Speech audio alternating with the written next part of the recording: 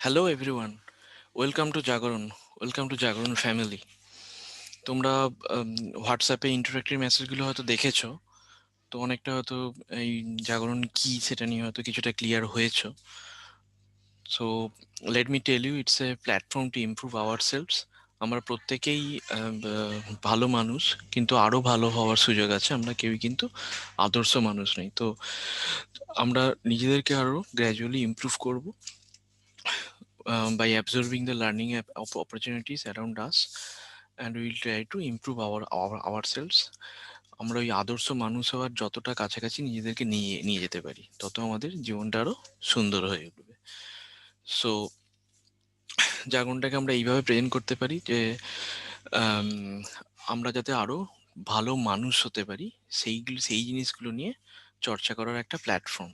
এই আরো ভালো মানুষ হওয়া, এটা মানে কি কি আহ, সেটা তো সবসময় মাথায় থাকে না, কিন্তু অ্যাকচুয়ালি আমরা যাই যাই বলি না কেন, যে পরিবেশ দূষণ কমানো, অন্যের সাথে ভালো ব্যবহার করা, গাছের যত্ন নেওয়া, প্রকৃতির যত্ন নেওয়া, সমস্ত কিছুই কিন্তু এই এই যে একটা কথা বলা হচ্ছে যে নিজেরা আরো ভালো মানুষ হওয়ার চেষ্টা করব, ওই আদর্শ মানুষ হওয়ার কাছাকাছি যাতে আমরা পৌঁছাতে পারি সেই চেষ্টা করব। এটার মাধ্যমে কিন্তু সবকিছুই বলা হয়ে যায়। কিন্তু কি কি অ্যাকচুয়ালি ভালো মানুষ হলে আহ, কি কি আমরা করি, বা কি কি আমাদের হ্যাবিট হওয়া উচিত, সেগুলো তো সবসময় তো খেয়াল থাকে না। বা কিভাবে আমরা এই যে ভালো মানুষ হলে আমাদের জীবনটা আরো সুন্দর হয়ে উঠবে, সেই সেই ব্যাপারগুলো নিয়ে একটা চর্চা করার প্ল্যাটফর্ম হচ্ছে জাগরণ। And we believe that social work is best done by being a good human being. Society would automatically get benefited. আমরা যদি আহ, নিজেরা ভালো মানুষ হতে পারি এবং নিজেদেরকে গ্র্যাজুয়ালি আরো ইমপ্রুভ করতে পারবে, আমরা এমনিতেই আমাদের এই ব্যাপারগুলো হতে থাকবে। আমরা পরিবেশের যত্ন নেব, পরিবেশ দূষণ কমাবো, গাছের যত্ন নেব, প্রকৃতির যত্ন নেব, অন্যের সাথে ভালো ব্যবহার করব, অন্যের বিপদে পাশে দাঁড়ানোর চেষ্টা করব, ও অন্যদের মুখে হাসি ফোটানোর চেষ্টা করব, অন্যদের খুশি করার চেষ্টা করব। এই এই সমস্ত কিছুই কিন্তু আমরা করতে পারবো।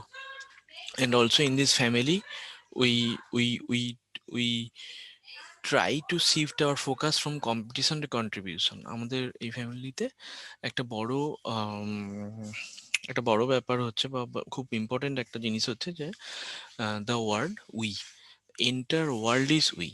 পুরোটাই আমরা, তোমরা বলে কেউ নেই।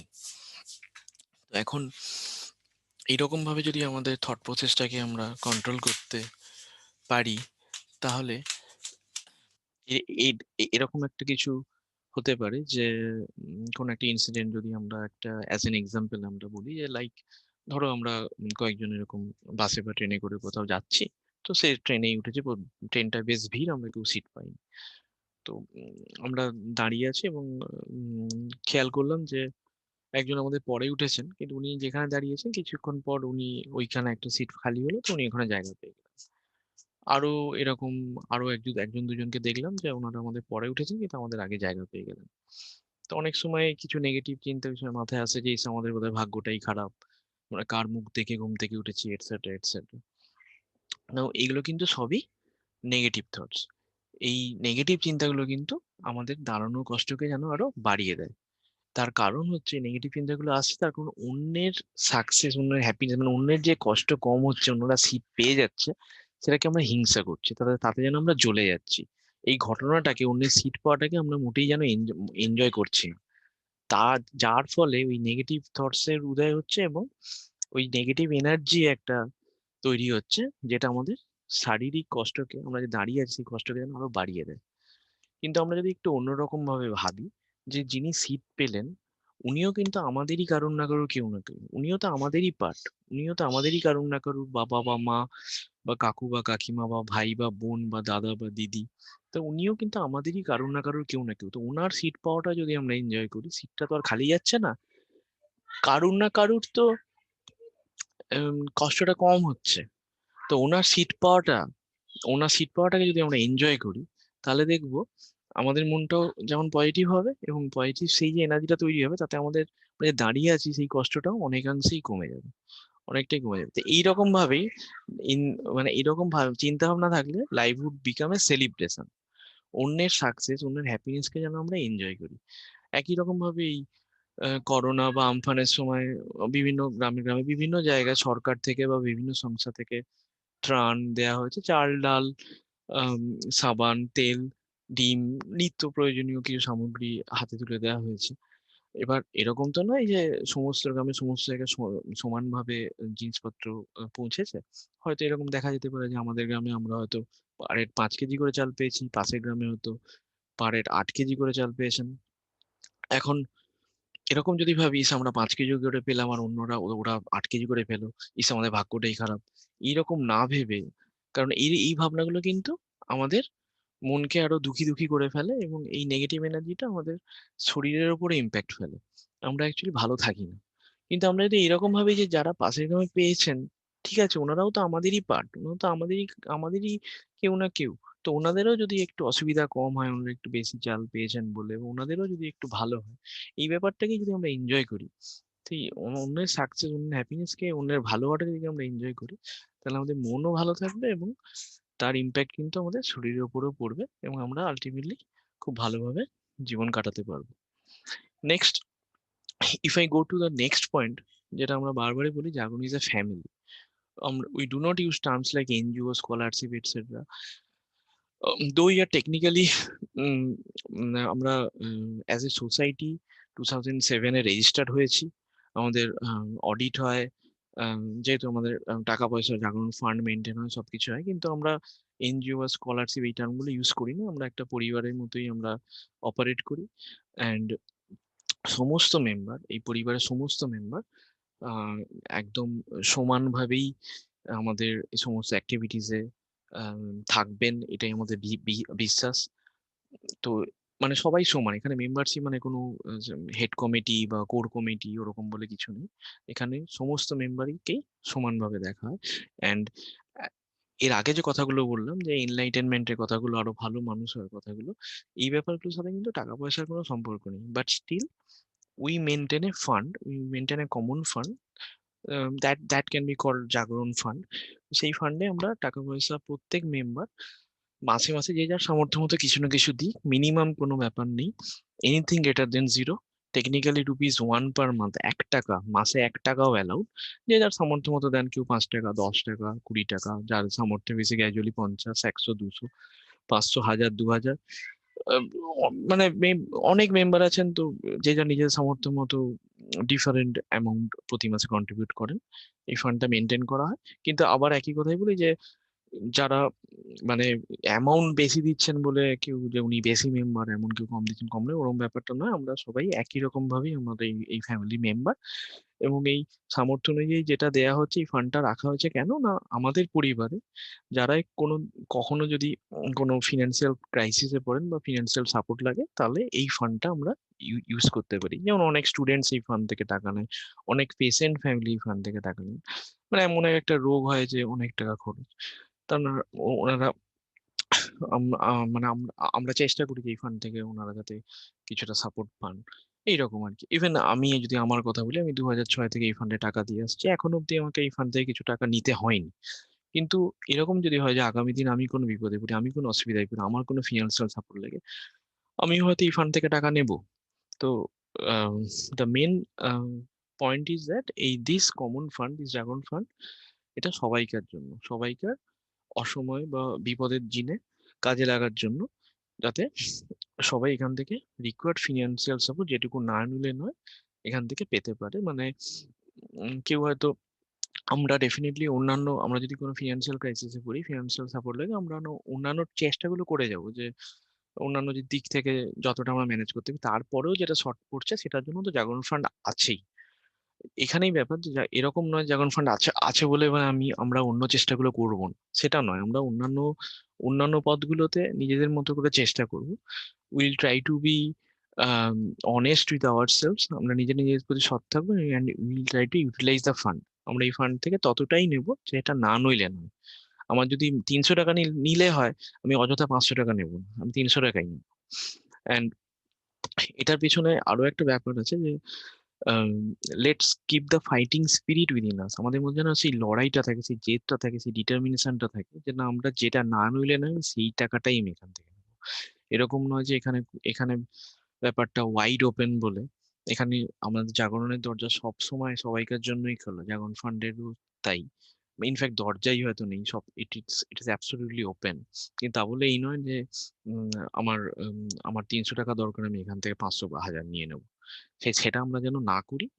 আমরা যেন নিজেদের মধ্যে জেদটা থাকি যে যেটা না নইলে নয়, সেটাই আমি এখান থেকে নেবো, কারণ এটা তো আলটিমেটলি সবাইকার টাকা। এবং এই ফান্ড যত স্ট্রং থাকবে আমাদেরও ভরসা তত বাড়বে, কারণ এটা বিপদের সময় বা দরকারের সময় এই ফান্ড সবাইকারই একটা ভরসা। সেই জন্য এই ফান্ড যত স্ট্রং থাকবে আমাদের প্রত্যেকেই তত ভালো। অ্যান্ড আরেকটা, এই যে ফাইটিং স্পিরিট নিয়ে একটা কথা বলতে এলে, একটা খুব ইন্টারেস্টিং এক্সাম্পল আমাদের, আমরা যে নর্মালি শেয়ার করি সেটা হচ্ছে যেমন সার্কাসের বাঘ। আমরা যেন কেউ সার্কাসের বাঘ না হই। এটা জঙ্গলের বাঘ আর সার্কাসের বাঘের মধ্যে কম্পেয়ার করলে, সার্কাসের বাঘকে দেখে জঙ্গলের বাঘ হয়তো ভাবতে পারে যে বাবা কি সুখের জীবন সার্কাসের বাঘের, যা সারাদিন কোনো কোনো চিন্তা নেই, সারাদিন বসে বসে ঘুমায়, আর সারাদিনে 3-4 বার কেউ ওকে গামলা গামলা মাংস দিয়ে যায়, লোকে বসে বসে খায় আর ঘুমায়, আর হয়তো শোয়ের সময় সারাদিনে 2-3 বার গিয়ে একটু ঘুরে চলে আসে, ব্যাস। আর কোনো চিন্তাই নেই। আর যারা জঙ্গলে বাঘ, তাকে তো রীতিমতো মেহনত করে, কষ্ট করে, নিজের চেষ্টা করে খাবার কালেক্ট করতে হয়। তো এটা দেখে হয়তো জঙ্গলে বাঘ ভাবতে পারে সার্কাসের বাঘের জীবন কত কত সুখের জীবন, কিন্তু অ্যাকচুয়ালি সার্কাসের বাঘের জীবন কিন্তু নষ্টের জীবন। ওই অনুপম রায়ের গান আছে না যে আমাকে আমার মতো থাকতে যাও, সেই গানে একটা লাইন আছে, সব পেলে নষ্টের জীবন। সবকিছু যদি আমরা ইজিলি পেয়ে যাই, আমাদের যদি চেষ্টা না করতে হয়, আমাদের যদি এফোর্ট না দিতে হয়, তাহলে কিন্তু আমাদের জীবন, সেই জীবন কিন্তু নষ্ট জীবন। সেই সার্কাসের বাঘেরও তাই, ওরা বসে বসে সবকিছু পেয়ে যাচ্ছে। তো এখন যখন সার্কাসের বাক্সিং এর খেলা দেখানো গুলো বন্ধ হয়ে গেছে, তো সার্কাস কোম্পানি গুলো বাঘগুলোকে ফরেস্ট ডিপার্টমেন্টে ছেড়ে দিচ্ছে, এন্ড ফরেস্ট ডিপার্টমেন্ট ওদেরকে জঙ্গলে ছেড়ে দিচ্ছে।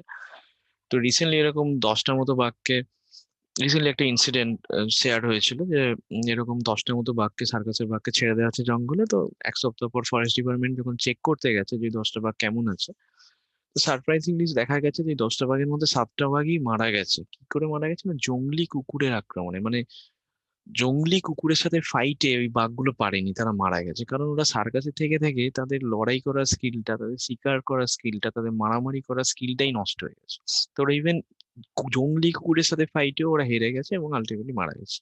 তো আমরা কেউ নিশ্চয়ই সার্কাসে বাঘ হতে চাই না। আমরা সেই ফাইটিং স্পিরিটটা যেন সবসময় নিজের মধ্যে থাকি।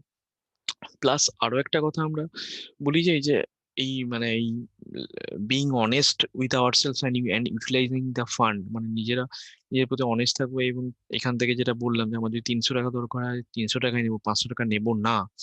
এই ব্যাপারটা এই ব্যাপারটা কিন্তু এক্সপিরিয়েন্স করতে হবে। আমরা যদি কাউকে বলি এই তুমি সৎ হও, কিন্তু বলে দিলেই তো আর, এই যে সৎ হওয়া এই কথাগুলো ছোটবেলা থেকে শিখে আসছি, কিন্তু যতদিন না আমাদের আত্মোপলব্ধি হচ্ছে, আমরা নিজেরাই রিয়েলাইজ করছি যে সৎ থাকার বিউটিটা কি, বা অসৎ হলে কি কি অসুবিধা হয়, ততদিন আমরা হয়তো সত্যি সৎ থাকার সৎ থাকার জন্য দৃঢ় প্রতিজ্ঞ আমরা হব না।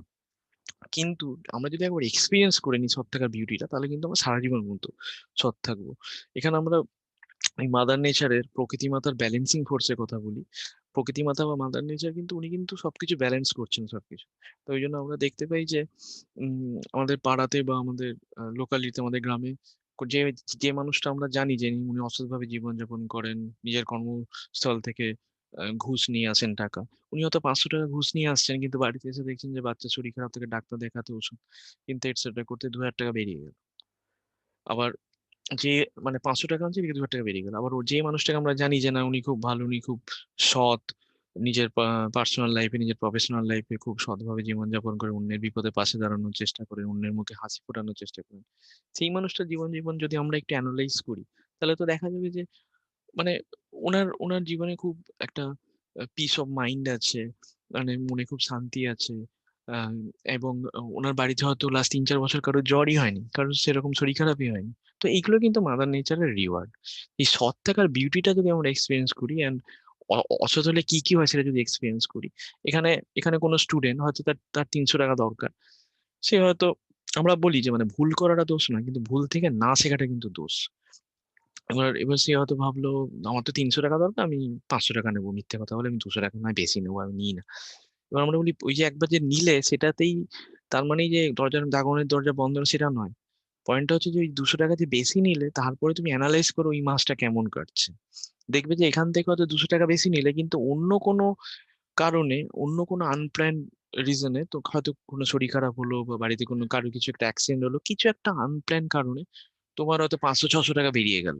তুমি এখান থেকে 200 নিলে কিন্তু ওদিকে বেরিয়ে গেল, কিন্তু অন্য যে মাসে হয়তো তোমার 400 দরকার, তুমি হয়তো 350 নিয়েছো বা 400 নিয়েছো, তুমি বেশি নাও নিজে, যেটুকু না নিলে নয় সেটাই নিয়েছো। সেই মাসটা দেখলে তোমার খুব ভালো কাটলো, মানে তুমি আর যে প্ল্যান, যা যা কাজ করেছো, যা প্ল্যান করেছো সেগুলোই খুব ভালোভাবেই হয়ে হয়ে গেছে। সবাই ভালো আছো, এই ব্যাপার এইরকমই। এই এই যে সৎ থাকার বিউটিটা যদি আমরা এক্সপেরিয়েন্স করি, আমরা যদি সেই সেই আত্মোপলব্ধিটা, সেলফ রিয়েলাইজেশন যদি একবার হয়ে যায়, তাহলে কিন্তু আমরা নিজেরাই সারা জীবন সৎ থাকবো।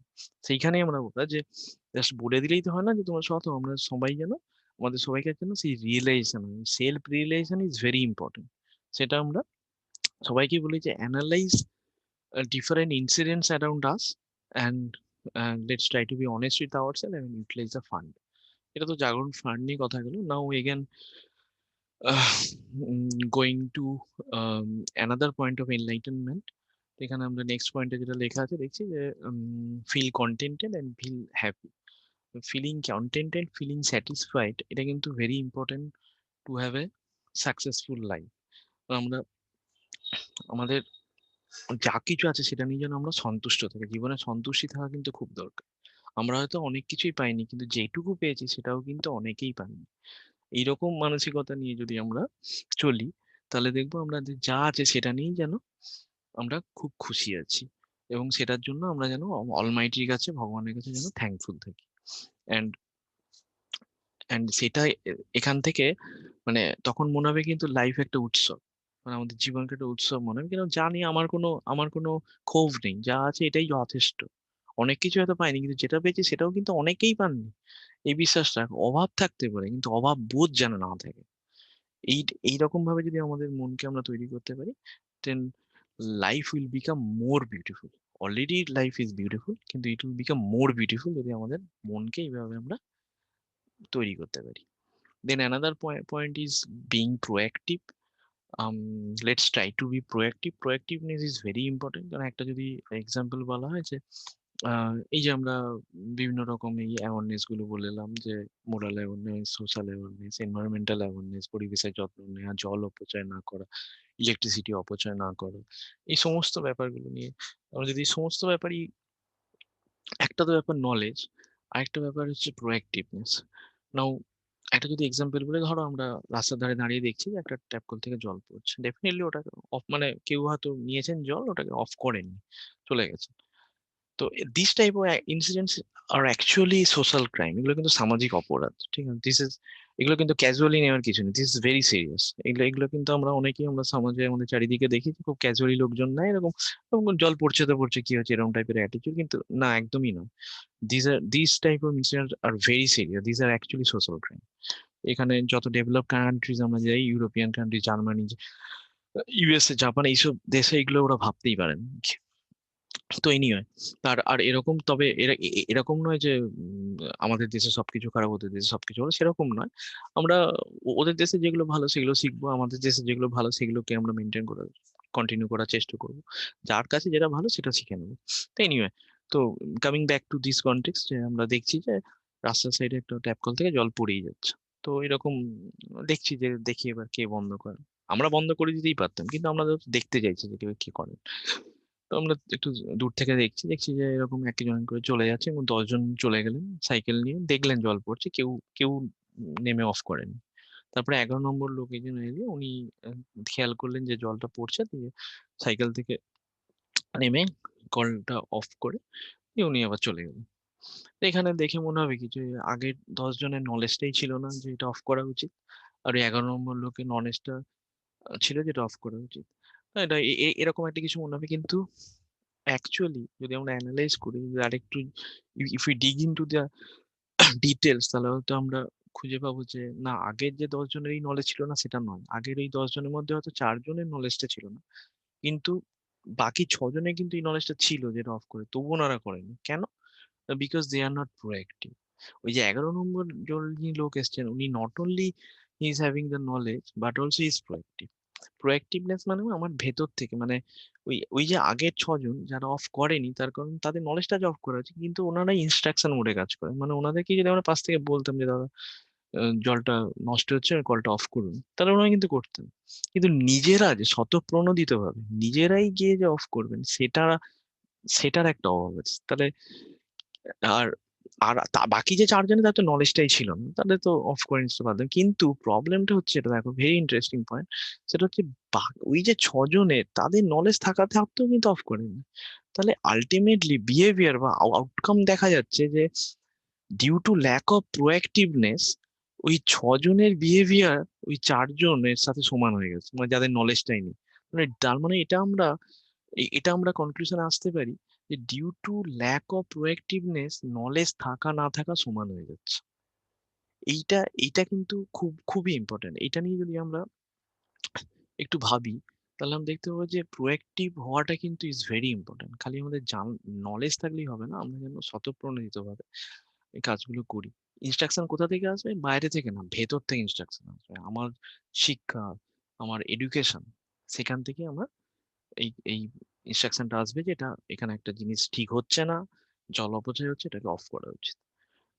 This type of things. বা এটা তো জলের দিক দিয়ে বললাম। আমরা যদি ইনস্টিটিউশনে, যদি কলেজে বা অফিসে, কাজের শেষে সবাই চলে যাচ্ছে, লাইট ফ্যান সব জ্বলছে, একজন পিয়ন আছেন, উনি হয়তো 1 ঘন্টা পরে সব করবেন, বা কলেজে স্কুলেও তাই, লাস্ট পিরিয়ডের পর সবাই বেরিয়ে গেছে, একটা ক্লাসরুমে 6খানা ফ্যান, 7খানা ফ্যান ঘুরেই যাচ্ছে, কেউ অফ করলো না। ওই একজন যিনি আছেন পিয়ন দাদা, বা একজন যিনি স্টাফ আছেন এগুলো করেন, উনি হয়তো 1 ঘন্টা 1.5 ঘন্টা পরে এসে অফ করলেন। উনি এতগুলো রুম অফ করতে করতে আসছেন, কিন্তু আমরাই কি পারি না? আমরাই কি নিজেরা ক্লাস শেষ হলে, যখন সবাই বেরিয়ে যাচ্ছে, আমরা এগুলোকে অফ করে আসতে পারি না? সেগুলো আমাদের ডেফিনেটলি করা উচিত। বা ট্রেনে আমরা হয়তো ফাঁকা ট্রেন, আমরা নামছি, ওই জায়গাতে হয়তো কেউ বসে নেই, ফ্যান চলছে, আমরা নামার সময় ফ্যানটা অফ করে নামবো, কারণ ওই ফ্যানটা ওইখানে আর কেউ বসে নেই, কারোর কাজে লাগছে না। তো এইগুলো যেন আমরা ফলো করি। তো let's try to be proactive, and then definitely এখানে এই আমাদের জাগরণ ফ্যামিলির মেম্বার হলে একটা বড় কাজ হচ্ছে, লেটস ট্রাই টু স্প্রেড জাগরণ, লেটস ট্রাই টু স্প্রেড জাগরণ thoughts, let's try two influence people with জাগরণ thoughts, and gradually bring new people to our family. তাহলে কি হবে? We can achieve A greater impact on the society. আজকে আমরা মানে এই মোরাল অ্যাওয়ারনেস বলি, সোশ্যাল অ্যাওয়ারনেস বলি, বা এই ধরো জল অপচয় বা ইলেকট্রিসিটি অপচয় আমরা হয়তো বন্ধ করছি, এরকম হয়তো আমরা 100 জন করছি, কালকে হয়তো 200 জন করবো, তারপরে হয়তো গ্র্যাজুয়ালি 10,000 জন করবো, তারপরে 1 লাখ। যত বেশি মানুষ এগুলো অবজার্ভ করবো, বা এই যে বলছি যে হয়তো বাসে ট্রেনে বয়স্ক লোককে দেখলে হয়তো আমরা সিট ছেড়ে দিচ্ছি। তো এই এই ব্যাপারটা, এইরকম যে ছোট ছোট জিনিসগুলো, এগুলো যত বেশি মানুষ মিলে আমরা ফলো করব, বা এগুলো নিয়ে চর্চা করবো, আমাদের ইনফ্লুয়েন্সড হব, তত আমাদের সমাজটা, তত আমাদের society, it will it will become more beautiful. মানে আমাদের already society already beautiful, already খুব সুন্দর, কিন্তু এটা আরো সুন্দর হয়ে উঠবে। তাই জন্য এই ফ্যামিলি মেম্বার একটা বড় কাজ হচ্ছে যে আরো নতুন নতুন আমাদের বন্ধু বান্ধব, রিলেটিভ সবাইকে এই ফ্যামিলির সাথে যুক্ত করা, যাতে we can achieve A greater impact on the society. তো এখানে আমরা অনেকগুলো কথাই বললাম। তো আমি আগের স্লাইডটা একবার যাবো, যে কিওয়ার্ডস গুলো নিয়ে, যেগুলো আমাদের মেন ওয়ার্ডস বা কোর ওয়ার্ডস, এগুলো নিয়ে আমরা এখন বলতে পারি যে প্রোঅ্যাক্টিভনেস, যেটা বললাম একটু, অনেস্টি, এনলাইটেনমেন্ট, ট্রাস্ট, আমাদের ফ্যামিলি ডেফিনেটলি ট্রাস্টের উপর চলে, সেলফ রিয়েলাইজেশন, আমাদের জন্য সমস্ত এইসব কথাগুলো আত্মোপলব্ধি হয়, উই, আমরা, এখানে তোমরা বলে কেউ নেই, and last but not list, যে ইনার ইঞ্জিনিয়ারিং। এই সমস্ত কিছুই কিন্তু ইনার ইঞ্জিনিয়ারিং এর পার্ট, আমরা আমার মাইন্ডের পার্ট। দিস ইজ ইঞ্জিনিয়ারিং, জাগরণ is more about engineering of mind. আমরা বিভিন্নভাবে ইঞ্জিনিয়ারিং জানি, যে যেমন সিভিল ইঞ্জিনিয়ারিং কনস্ট্রাকশনের উপর, road building etcetera, electrical engineering ইলেকট্রিসিটির উপর, আবার কম্পিউটার ইঞ্জিনিয়ারিং কম্পিউটারের উপর, এইরকম mechanical engineering mechanical stuffs, factory, machineries etcetera. তেমনি এটা কিন্তু inner engineering, this is engineering of mind. আমাদের মাইন্ডকে আমরা যতটা উম, সেইভাবে প্রভাবিত করতে পারবো বা তৈরি করতে পারবো, তাহলে আমরা যাতে আরো বেটার হিউম্যান বিং হই। এবং ওই আদর্শ মানুষ হয়তো আমরা কোনোদিনই হতে পারবো না, কিন্তু যতটা কাছাকাছি যেতে যেতে পারি, ওই আদর্শ মানুষ লেভেলটাকে যদি 100 ধরি, আমরা হয়তো এখন কেউ 35, 40, 50, 55-60 এরকম লেভেলে আছি। ওই 100 লেভেলটা হয়তো কোনোদিনই আমরা রিচ করতে পারবো না। যতটা কাছাকাছি যেতে পারি, গ্র্যাজুয়ালি ইমপ্রুভ করতে পারি, করতে, করতে আমরা যদি নিজেদেরকে 80, 85, 90 যত কাছাকাছি নিয়ে যেতে পারবো, আমাদের জীবন কিন্তু তত সুন্দর হবে। And life would become a celebration. তো এই সবকিছু নিয়ে জাগরণ। এখন আম তোমাদের সবাইকে আমাদের ফ্যামিলিতে ওয়েলকাম। আর উম আমাদের প্রতি রবিবার মিটিং হয়। সেই মিটিং তোমরা সবাই অ্যাটেন্ড করার চেষ্টা করবে। আর এরপরে যা কোয়েরি থাকবে, please feel free to call me.